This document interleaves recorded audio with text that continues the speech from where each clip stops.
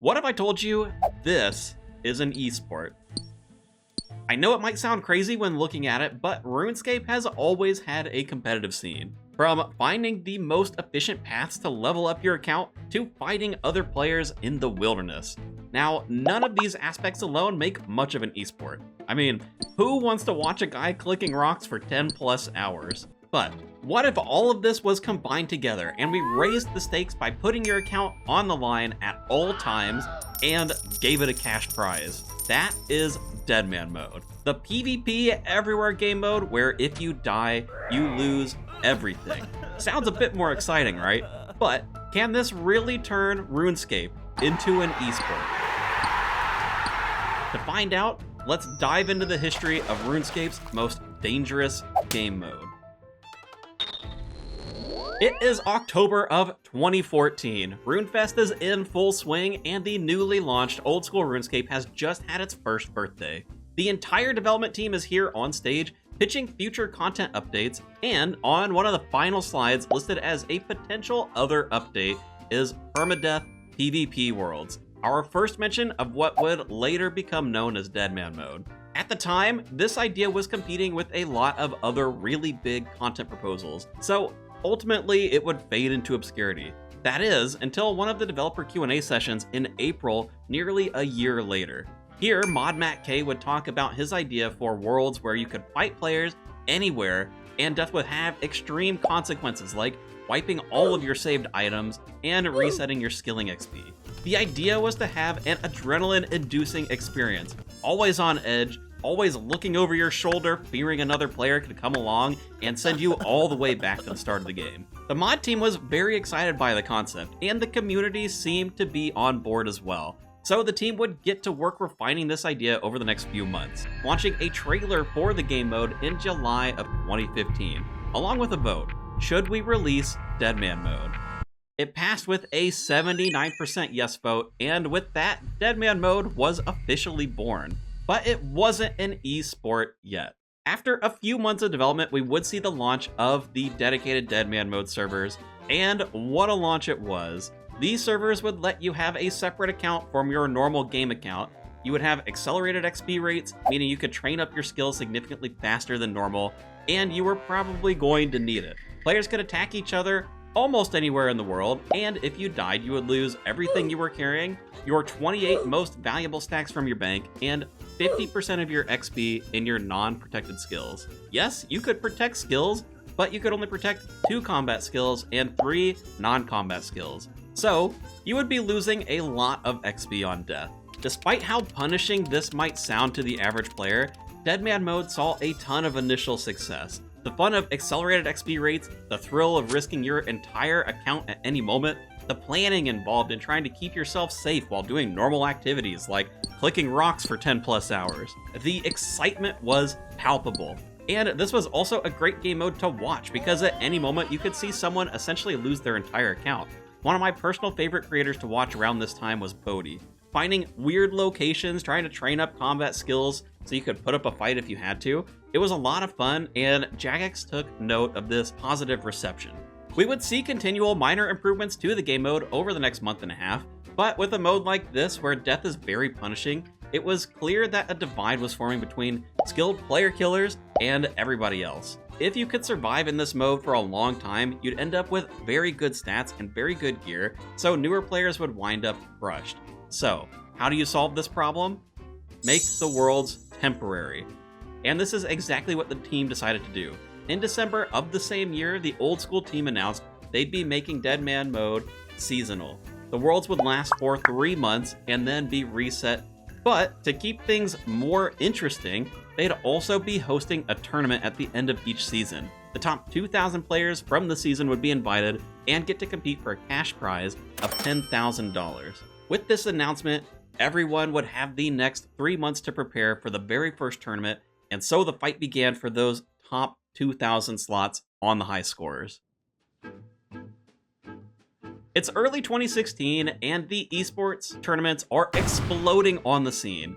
We had already had large games like League of Legends hosting massive world championships for a few years, and other games were trying to break into the scene. Things like Overwatch or Rocket League. and Old School's newest game mode was no exception. With something as intense as Deadman mode, where everything is on the line all the time, this was a perfect foray into the esports scene for Jagex. They would work with venues to make their Deadman tournaments a spectacle, inviting popular creators to commentate and even play on stage at events. But before I get ahead of myself, it is now March of 2016, so it is time for the first ever Deadman mode tournament. The top 2,000 players from the high scores were invited and given a week to build up a brand new account for what would be the final hour. To keep things action-packed, the final hour would have a fog mechanic, which would slowly seep into the sides of the map, dealing damage to anyone who refused to move with it, essentially pushing everyone to one central location for a massive PvP-fueled final showdown. Unfortunately, there were some problems that came with this tournament. Because it was the very first one, many players weren't familiar with this new fog mechanic. We didn't have things like Fortnite or PUBG, which are really known for this mechanic, out already, so for a lot of folks, this was the first time they had experienced something like this. And because of that, players were quickly falling to the huge numbers that the fog would put out. It could hit upwards of 30 damage if you stood in it for too long, which is basically a third of your health. And it was doing this every couple of seconds. Now, there was also a glitch that would let you avoid the damage from the fog, leading players to staying far away from the action trying to take advantage of this. But these players were quickly countered by one of the Jagex moderators, Mod Ash, manually going around and killing anyone who was trying to cheat. However, because this was a huge event and others saw this mechanic live on stream, it led to controversy by the end of the tournament. In the finale, you could see the player R. Robert. He was the last one alive in this final area where the commentators were focused. But there was another player on the side panel shown as alive, the player You Never Learn. Now, many had speculated that You Never Learn had cheated using this same glitch that we saw earlier in the tournament to avoid fog damage. But after a few days of investigating, Jagex did confirm he was just chilling in the fog trying to out-eat the damage a little bit off screen and was declared the official winner of the very first Deadman mode tournament. Now, despite some of the backlash that spawned over this surprise fog mechanic and the non-PvP conclusion to the final hour, the Old School team kept pushing forward with their seasonal Deadman mode structure. This meant we got a Deadman mode tournament every 3 months over a 4-year time span. We saw a total of 15 Deadman mode tournaments. They were really trying to make this esports thing work. Now, if I went into all the nitty-gritty of each, we'd be here all day, so let me give you the highlights for all the big changes and the drama that has happened within all of these tournaments. In June of 2016, we had the second tournament. Following the first, the fog damage was significantly reduced, but because of this, it led to the player, on codeine, winning by standing in the fog outside of the final area. So keep in mind, this is the second PvP-focused tournament in a row where the best way to win was to essentially not participate in PvP, and surely this won't happen a third time. So then in September, we had the third tournament where a player by the name of Wooks won by standing out in the fog next to an NPC, which would allow him to unnote food, so he could essentially have infinite healing, completely bypassing the need to fight players in a PvP tournament. Okay, no. Jagex would not let this happen for a third time for their beloved esport, and so they disqualified Wooks because his strategy went against the spirit of the game mode. So the runner-up, lol, was declared the winner and given the prize money of $10,000. However, one of the Jagex moderators, Mod Ash, decided to personally give Wooks $10,000 for his achievement, seeing as he didn't actually break any of the rules with this strategy. Which, man, what a legend these two are. A great strategy from Wooks, and Mod Ash paying him the prize money equivalent out of his own pocket. Not something that you often see. Tournament number 4 in December of 2016 was the first time we had a PvP ending in a PvP tournament, but it was still mired in controversy. For this tournament, the ending location for the final hour was a palace here in the city of Al Kharid. The problem with this location is there aren't very many ways to reach here. Besides teleports, there are really only 2 ways to access this part of the map, and the most common would be to go through the gate right here in Lumbridge. At the time, this gate could only support 1 person going through at a time, meaning tons of people were dying to the fog while trying to get through this bottleneck. Oh, rip Bodhi, dude. No! What are you freaking kidding me? No, it's so not fair! Even if you did manage to make it through the gate to the final area, there was a nasty surprise waiting for you. The palace itself only has a single entry point, with the rest of the sides being walled off. One of the clans participating in this tournament, named Reign of Terror, or ROT for short, appeared to know ahead of time where the final area was going to be. And remember this clan because they're going to come back later.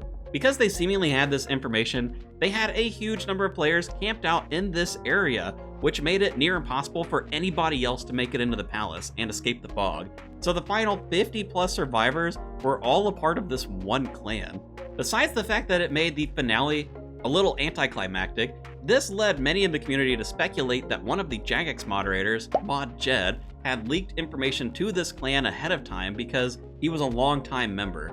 And given some of the controversy that would follow in later years, there's probably some truth to it, but that's a story for another video. In the end, Rot Nico was declared the winner of this tournament. When the 5th tournament rolled around, Jagex had finally figured out how to make a PvP tournament end in PvP. Rather than the last man standing being declared as the winner, this tournament would be based on the amount of kills a player had. So for the first time in its esports history, this was actually a solid tournament, and ultimately, Deadbotting, the leader of a large clan, Lit, would be declared the winner with a tally of 22 kills. While there certainly were some individual grievances during this tournament, congratulations to him and congratulations to Jagex. Take that win because Jagex, you're not going to have many of them. Not in this video. Tournament number 6 in June of 2017 saw the final hour return to that last man standing format, and Jagex doubled the prize money from $10,000 to $20,000. We also saw the return of Reign of Terror in the final hour. They had disguised themselves as the other big clan, Lit, and they had over 40+ surviving members and gave Rot Nico his second ever tournament win. Was it a good win or not? The community was definitely divided about this because they didn't love the tactic of one clan hiding under the banner of another, but the commentators did a great job in making this one feel exciting, even though, again, the end was a little anticlimactic since everybody was a part of the same clan. I guess we can put this one as a little green check mark for Jagex. We'll give him the win. However, since it had now been 2 tournaments in a row without major problems, it was time for more to crop up. Tournament 7 in September of 2017 saw big changes to the format of the final hour. Everything would proceed as normal with Fog pushing everyone together until there were 200 players remaining. At that point, the 200 would be divided up into 4 groups of 50 to have smaller fights. The idea of this change was to make clans less prevalent, since the last few tournaments had seen clans rising to the top. The final survivors of the island would be pit against each other in 1v1s until one player was left standing at the end. This format was all well and good on paper, but in practice it was pretty chaotic. Some islands would see a huge number of clan members who would end up dominating anyway. Some players would report a Jagex moderator instantly killing them and thus robbing them the chance to fight. This format also really increased the runtime of the tournament, with it taking upwards of 40 minutes for some of the islands to work out a winner. And there were also a ton of connectivity issues plaguing players. These connection issues were most visible in the final fights, like here, where the player TrueFox can be seen trying to prepare for his match against the final ROT member, whose opponent had also just disconnected. This led many to speculate about ROT's involvement in these issues, and especially the Jagex moderator Mod Jed's hand in all of it. Ultimately though, TrueFox's opponent was disqualified because of other rule breaking, so TrueFox was declared the winner of this tournament and was given half the prize money. They gave the other half to charity.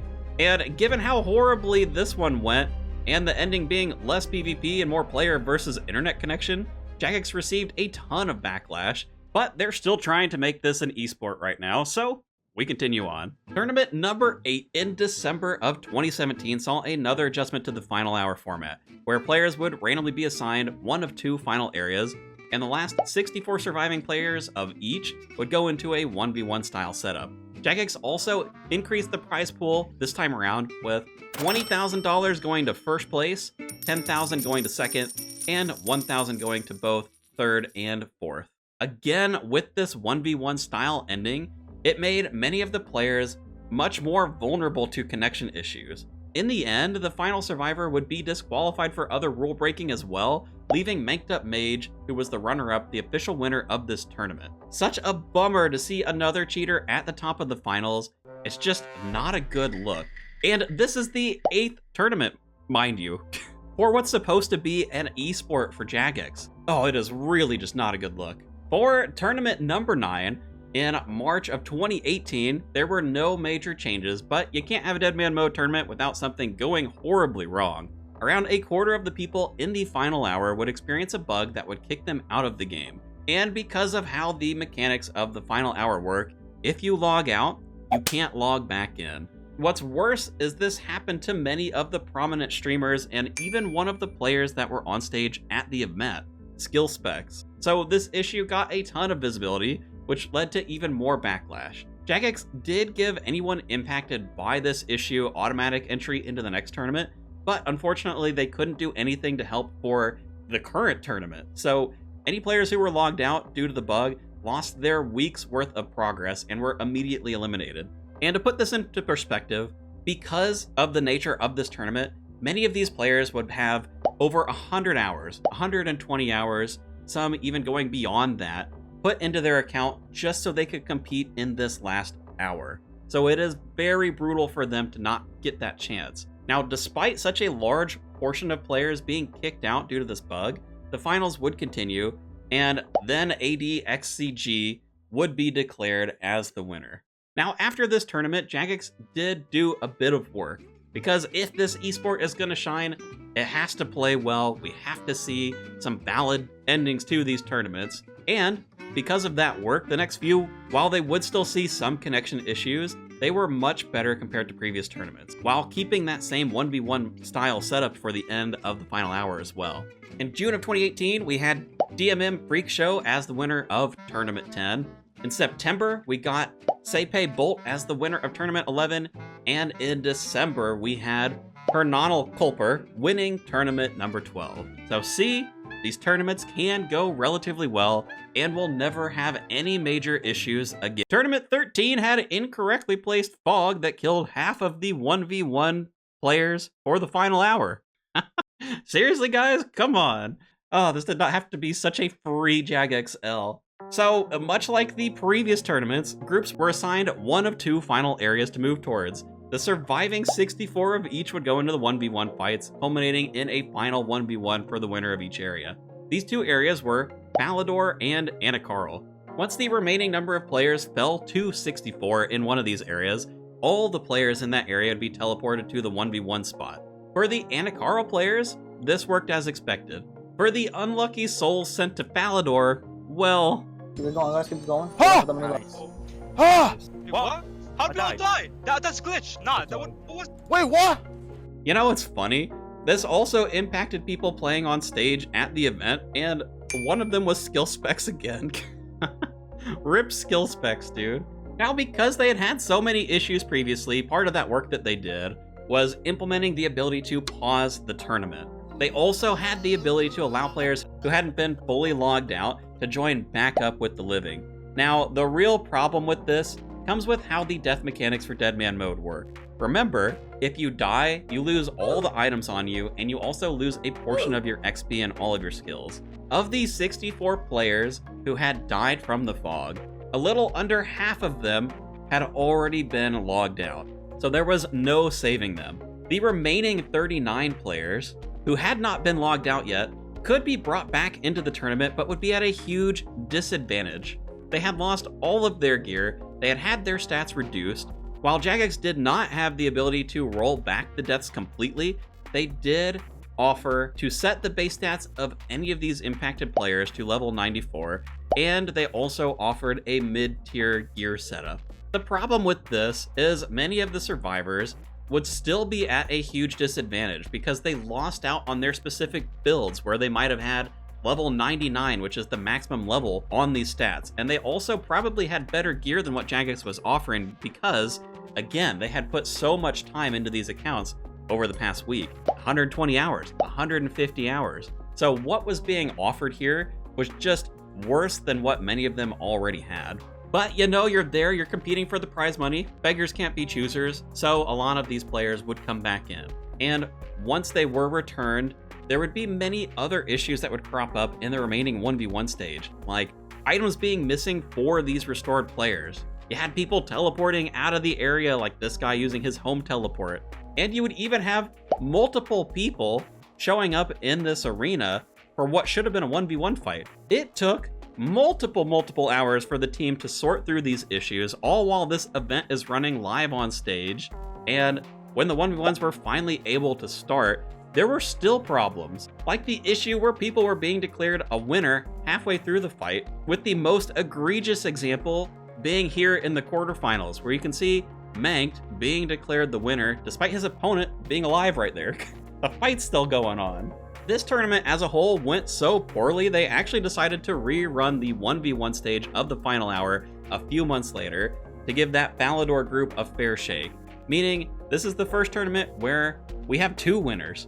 The original final hour was won by Fool's Omri, and the rerun final hour was won by Blazers Reese. What a mess this one was, but they weren't ready to throw in the towel just yet. Tournament 14 actually went pretty smoothly. No major issues. The final fight was maybe a bit anticlimactic, seeing Bellis conceding the fight to Manked, but ultimately, this was one of the few good tournaments added to the books, so we'll give Jagex another W. And for how well this one went, you would think, hey, let's have some more tournaments. And they would, except, well, the world shut down for some mysterious reason, so we saw a huge break in the Deadman mode tournaments for the first time. The last tournament of this era, tournament number 15, would see a different setup because no one was allowed to come together for those mysterious reasons, so it was a little bit different. The prize pool was significantly reduced. They did have casters, but there wasn't a venue to go to, so comparatively to other tournaments, maybe a bit of a dud. But, you know, besides maybe connection issues that have been rampant over the last few tournaments, this one could also be counted as a Jagex W, and the winner of this one ended up being Tata Sleepy, so congratulations. But at this point, the community had a feeling that this game mode had gotten a little bit stale, a little bit same old clan man mode, whatever you want to say, and so Jagex knew they had to go back to the drawing board. So fast forward a year, and welcome to the modern era of Deadman mode. In August of 2021, we got Deadman Reborn. This would keep the basic concepts of previous Deadman mode tournaments with a number of balancing changes, which attempted to make deaths less punishing than before. Every player would be given 3 lives at the start of their account. The first 2 deaths would still see you drop all of your worn equipment and a bank key containing your 10 most valuable item stacks from your bank, down from 28, and you wouldn't lose any of your skilling XP. Now, the third death was much worse, where if killed, your bank would be wiped, you'd lose all of your combat XP and 10% of your non-combat XP, so essentially with Deadman Reborn, you just don't want to die 3 times. Just don't do it. There was also a new mechanic being added to spice things up: sigils. These were essentially equipable superpowers for both skilling and combat. For anyone familiar with the League's game mode, these are very similar to the relics that you get there. We saw powers like the Sigil of the Skiller, which would let you gain double the experience in all of your skills, or Sigil of the Porcupine, which would recoil 4 damage back for every attack you took when active. This definitely did make things different during the week since sigils drastically changed the gameplay, and, you know, you really didn't want to die 3 times. Now, Jagex still wasn't over the idea of making this an esport, and so they still wanted to run a finale for this season. The top 2,000 players would be invited to a massive 1v1 style tournament, so no fog that you have to contend with. Sadly, because of the natures of 1v1s, again, players were plagued by some of the worst connection issues seen in all of the tournaments up until now. We did get a winner declared, the player Wolf90, but it was so bad that they decided to try and rerun this final hour at a later date. And after 10 months of work in June of 2022, we would get the Reborn rerun that was promised. But because it was still that 1v1 style, the rerun also struggled with the same connection issues. The player Pig Grabber was declared the official winner of the rerun, but because of the years of issues seen in all of these different tournaments, this is the last time we would see this sort of dedicated first place prize pool, and tournament setup. So rip Deadman mode tournaments and rip being a true esport.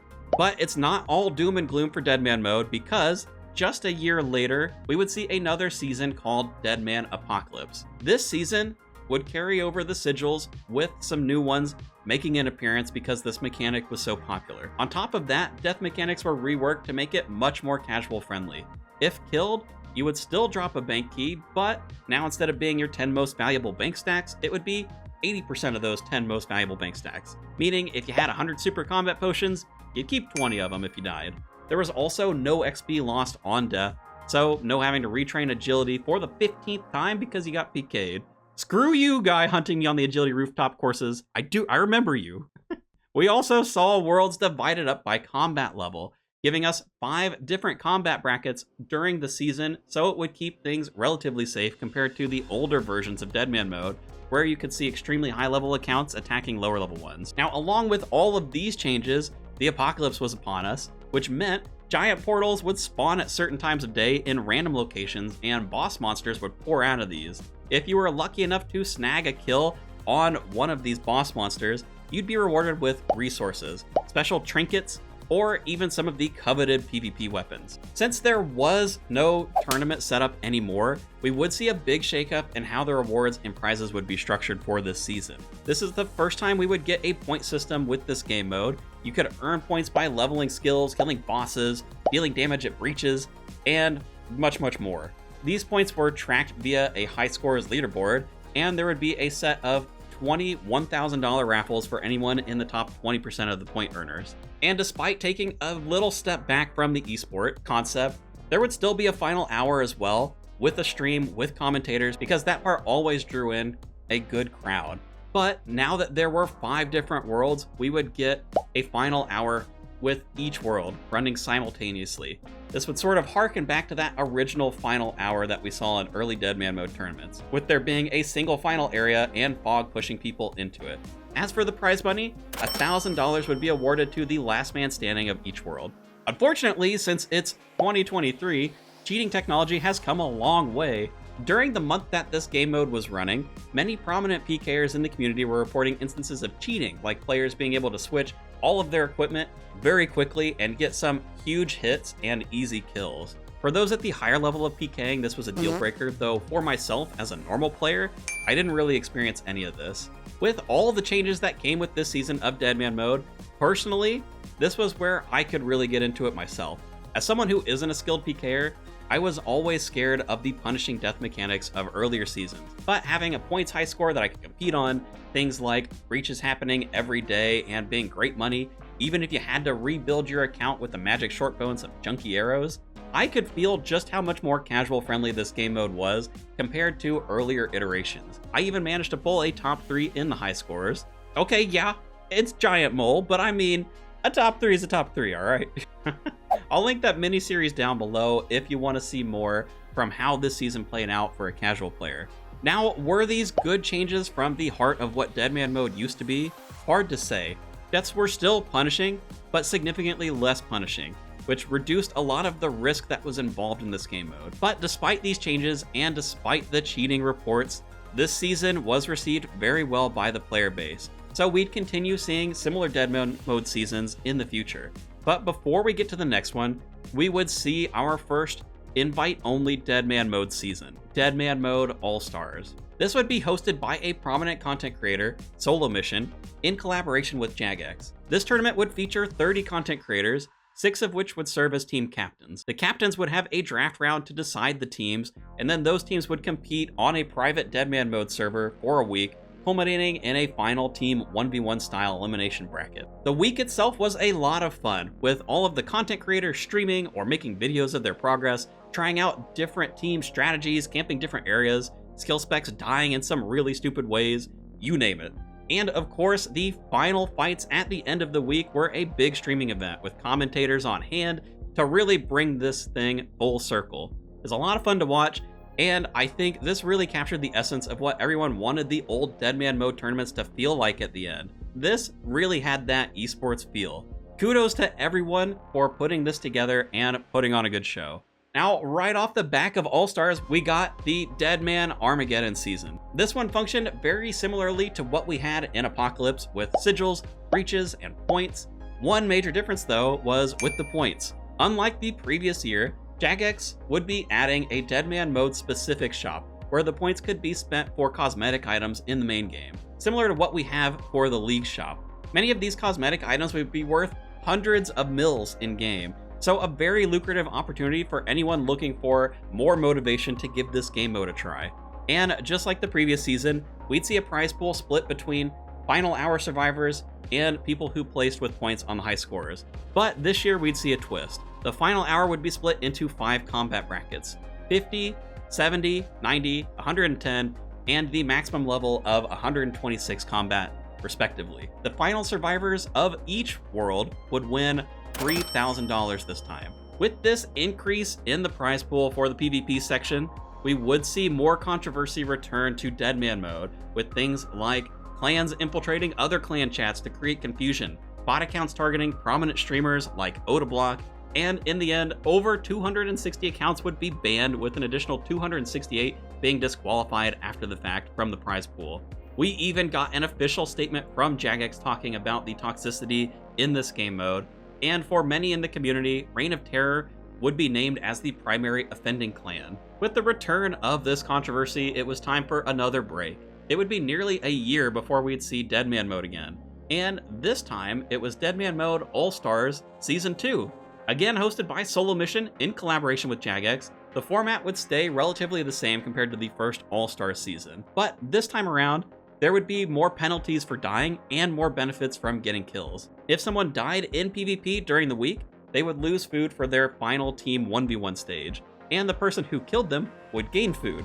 The goal of this change was to encourage more fighting during the week, and it did to some extent, but whether it was from superior planning, luck, or something more nefarious, all the teams would experience some serious losses except for these Solo Mission snakes. Just look at how many times the skill spec Smorks died, dude.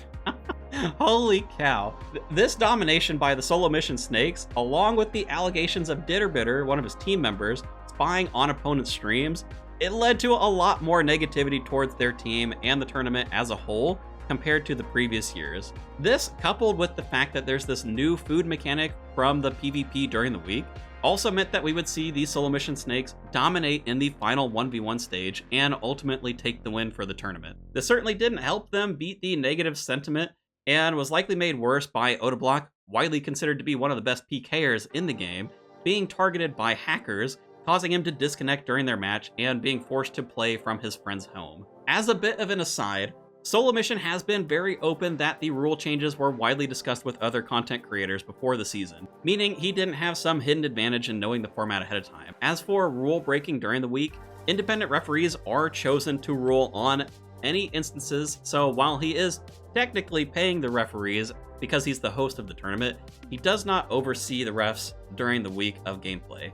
As for Odablock, he's quite the controversial figure in the OSRS space, so it's entirely possible that him being targeted isn't specific to this tournament, as we've seen him targeted by nefarious actors like what happened here in previous Deadman mode seasons. So all of this to say, maybe not the cleanest reception for Deadman All-Stars Season 2 when compared to the first, but it's probably not as nefarious as some of the community would have you believe. It is still early days for All-Stars, so I'm sure we'll see more positive changes in the future seasons to help avoid issues like this moving forward.